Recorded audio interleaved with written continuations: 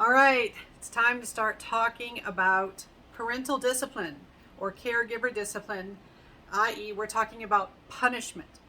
I've met some parents who will tell me, "Oh, I'm so proud of myself. I never punish my children." And I hear that and I think, I doubt that that's correct. I'm guessing you probably think punishment includes a small set of behaviors and maybe you don't engage in those specific behaviors, but your kids are still alive, so you probably engage in some punishment. So let's remember, if you've taken introductory psychology, you probably at some point learned about the concepts of reinforcement and punishment. Reinforcement is supposed to strengthen a behavior. Punishment is supposed to weaken or reduce a behavior in some way. Parents do all sorts of things to alter their children's behavior in such a way to reduce undesirable behaviors. So, as children get older and they become more capable of independent actions, they don't have the best judgment, particularly when they are small children. So adults supervising those children often have to punish them in some way to get them to not do something dangerous or something completely out of control or completely unwise. And so what are some things that can count as punishment? If you just say, "Stop that," and the child stops, guess what? Technically that counts.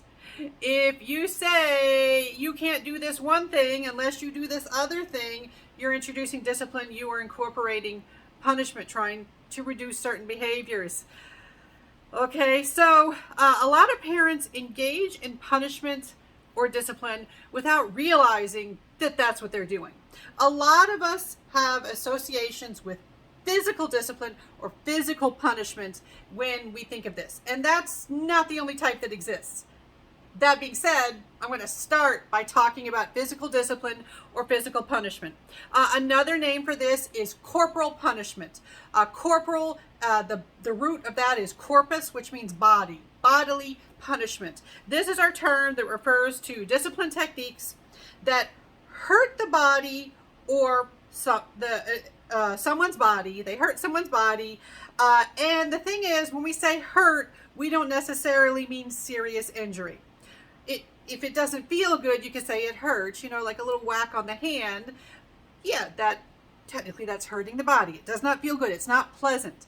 And so this can range from simple spanking to serious harm, including death, and obviously that's the most extreme. Most parents are like, "No, I'm not doing that."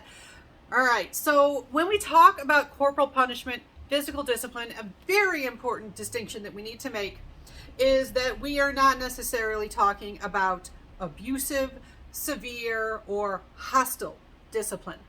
Just physical. It's physical in nature. There have been times where my child was going to touch a hot stove and I yanked them away. That might have hurt their body. I was trying to get them not to touch the stove. Would that count as physical discipline? Yeah, it would. All right. No shame there. Sometimes you got to do that. One time, my oldest child, when they were like less than 2, like 18 months or so, old enough to walk, they tried to run out into the traffic when I was picking them up from daycare. And I had to grab them, and the other people in the car that almost hit them were just, they were looking terrified. And I just, I yanked them and I put them on the car, and I got a little hostile. I said, "Don't you ever do that again." The situation called for it. That was a severe situation. I needed to communicate. This is serious. This is severe. This needs to stand out as a big moment because you cannot do that. You will get hurt.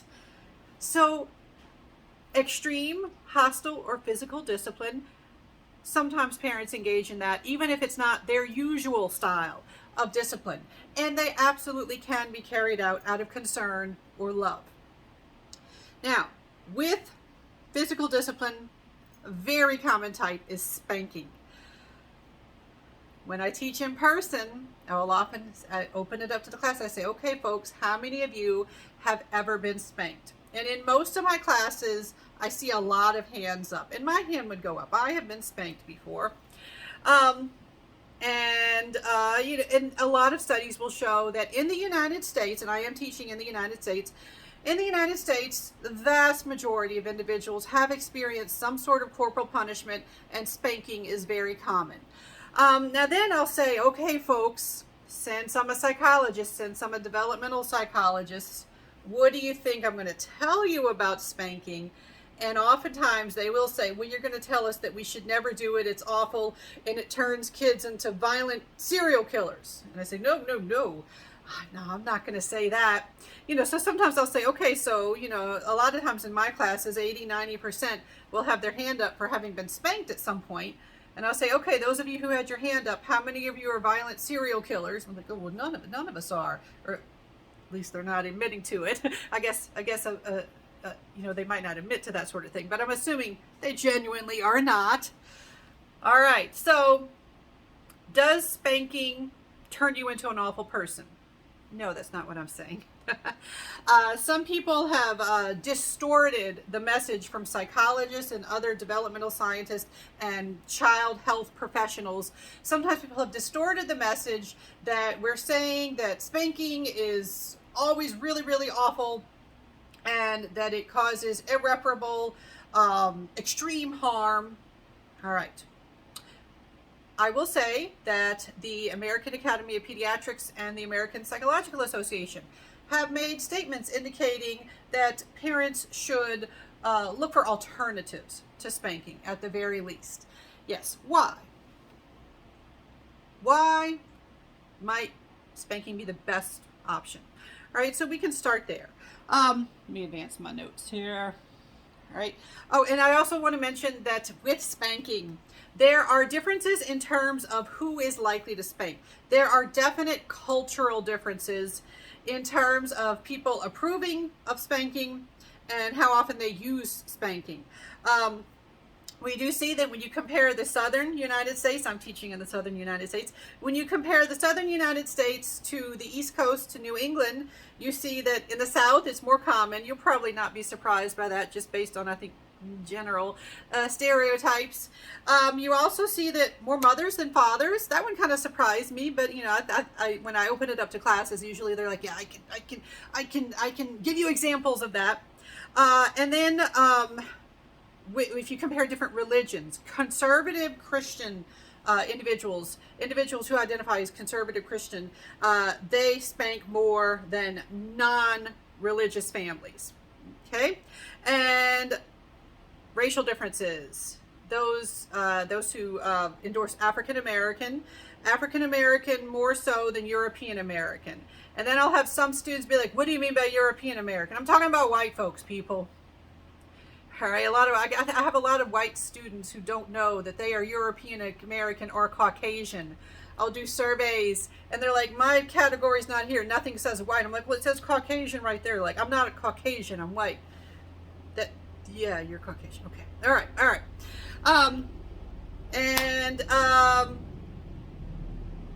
European Americans more so than Asian Americans. All right. And U.S. born Hispanic individuals, families, parents, more often than immigrant Hispanic parents or caregivers. All right. And again, I'm not explaining any of these differences. I'm just telling you, which ones are documented. There are differences. It's not a universal commonality of spanking. And then low SES, it's more common in low SES, low socioeconomic status families than higher SES or socioeconomic status families. All right. So these are general trends. We shouldn't stereotype and we shouldn't judge, because one thing that we do see in research, in addition to the fact that these are just trends, you're going to have exceptions to any one of these trends. These are just group patterns. We also see that when you look at spanking is not always delivered the same way. I mean, there are some people where if you're getting a spanking, you know that parent or caregiver, they are furious, they have lost control, and it's going to be severe. Others, they deliver spanking calmly because they have like a system where if you do a certain thing, you get a spanking. There is no need for them to lose control because they're like, you did the thing. You know that the thing gets you a spanking, so now I'm going to deliver a spanking. they don't have the emotional component or the hostility component.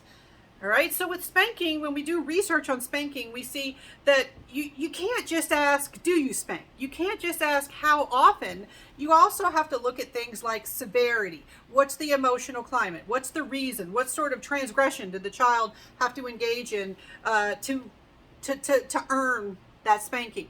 All right, so spanking and research on physical discipline in general, it's more complicated than we often recognize, than we often appreciate.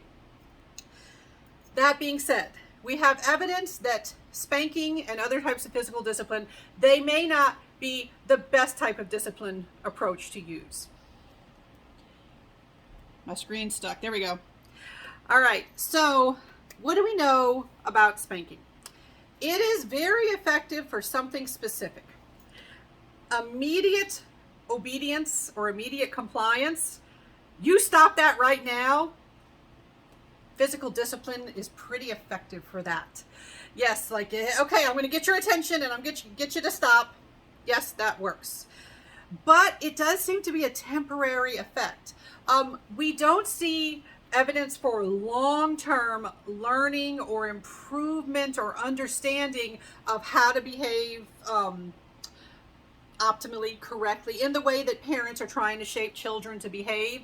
We don't see a lot of evidence for long-term benefits of this type of discipline style. It's more of an immediate, short-term benefit. Like if your child is out of control and they are doing something that's just totally unacceptable right now, this is a way of being like, you got to cut that out right now. Other issues. It does model aggression. Remember, children learn through social learning, just like adults can learn through social learning, imitation, modeling. Spanking is ultimately an aggressive act. Even if it's mild, it involves aggression. It involves physical harm of some sort. So children can model that. Okay, when people upset me, when people disappoint me, I can hurt them. I can be aggressive towards them.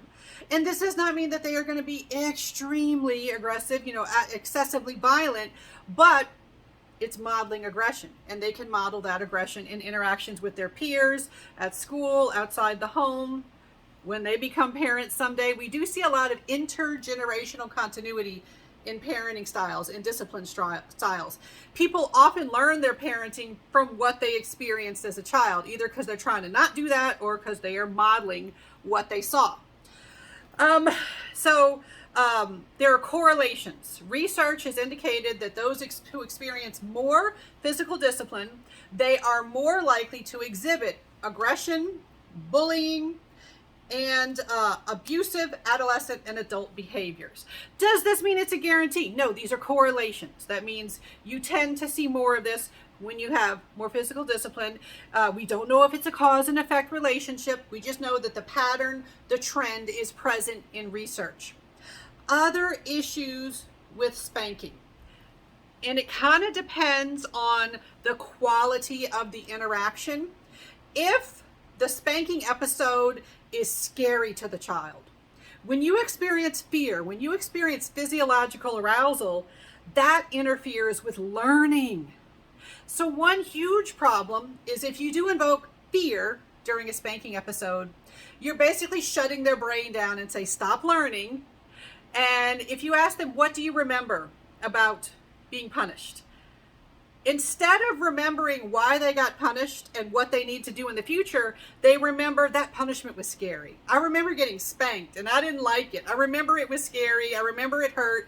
I remember my parent was really angry. All right. So other discipline strategies are more effective for teaching, like, hey, this is how you are supposed to behave. This is how you should handle this situation in the future. All right, so if you're trying to teach acceptable behavior, spanking is really not effective of that. It's long-term teaching. And in fact, it may interfere with learning because of the fear element.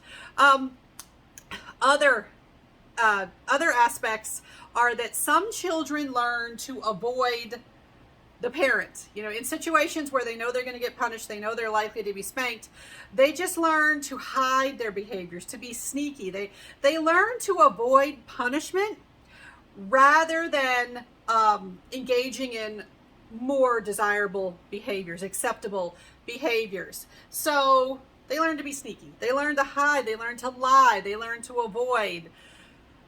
That's not usually what parents are hoping to get from their children.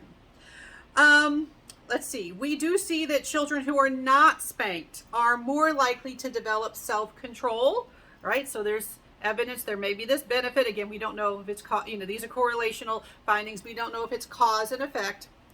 And we always have to note cultural influence. You always have to notice context and culture in terms of a child's interpretation of what's going on. Also, a parent's interpretation. If a parent is very anti-spanking, they take pride on, I never do that. And then they have a moment where they lose control. They lose control, high stress, high conflict. I mean, there are times where you have low inhibition, low impulse control. They might lose control and they might spank their child. And then they have shame from it. And that can influence the situation too. And the fact that they've been holding it in, they might also be more severe than you would expect in that situation.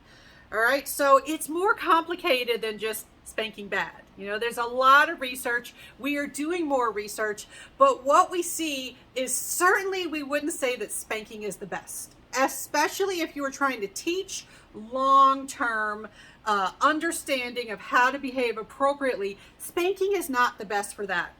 Now, another issue that I often see with parents is when we talk about spanking, parents who do spank and admit to spanking, because some folks just try to, sometimes folks will hide that they use spanking because they know that there is a more of a social taboo against talking about spanking now, or at least in in some circles, or when they know I'm a psychologist, like there's no way she's okay with spanking, so I will not admit to ever having engaged in that.